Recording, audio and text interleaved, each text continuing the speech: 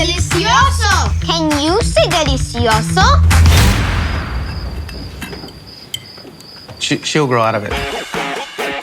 Some of the effects are silly, and don't look for logic here, but the jokes in Dora and the Lost City of Gold are great, and the cast is a delight.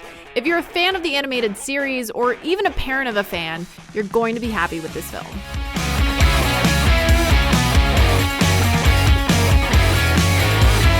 In this film version, the little Dora of the animated series is now grown up. Sort of. Imagine what would happen to you if you hung out with no one but a monkey, some animals in the jungle, and your professor parents. When they send her off to live with family in the States, she has to explore a new jungle, high school. And the poor girl has absolutely no idea how things work. Excuse me, I'm kind of stuck. She's never seen a school bus. She's got a backpack full of emergency supplies that hold up the line at the school's metal detector, and she's outrageously positive. Her cousin Diego doesn't want to be seen with her, and the school's smarty pants Sammy can't handle that the new girl is as intelligent as she is. It's the usual high school story with a protagonist who seems to be more of a 10-year-old than a 16-year-old, albeit with amazing comic timing. Sound like a bad thing?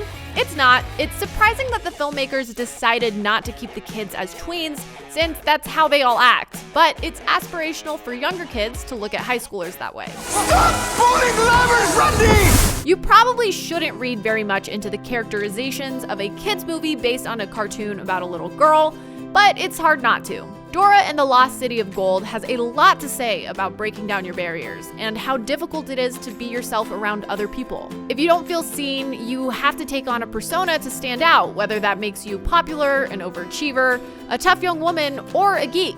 Dora has been alone and allowed to develop her interests and her personality in a way that is pure. It changes everyone around her for the better. It's hard to think of a lovelier message for a film aimed at children. Get it off! Get it off!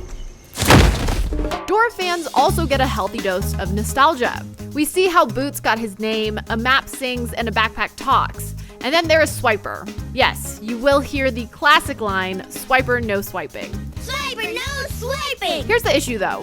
Swiper, who is a fox in a mask, talks in Benicio del Toro's voice, but no one seems to think that's odd. Later, when Boots talks, Dora is shocked. Did she not just hear the talking fox? Maybe either decide to do the talking animals thing or don't. There are a few other issues as well. The effects on the animals aren't quite up to snuff, and there's also a giant dance number over the credits which feels very High School Musical. It's sort of odd as the kids seem instantly about 10 years older in that number than they do in the rest of the film. It's a very small thing to nitpick though, and at our screening, kids were dancing in the aisles. Dora and the Lost City of Gold might have characters in high school, but it's definitely got a younger feel.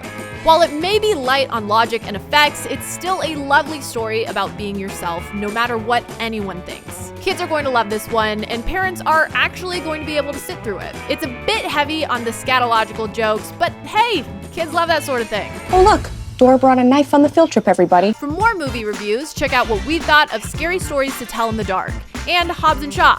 And as always, be sure to follow and subscribe wherever you like to watch IGN.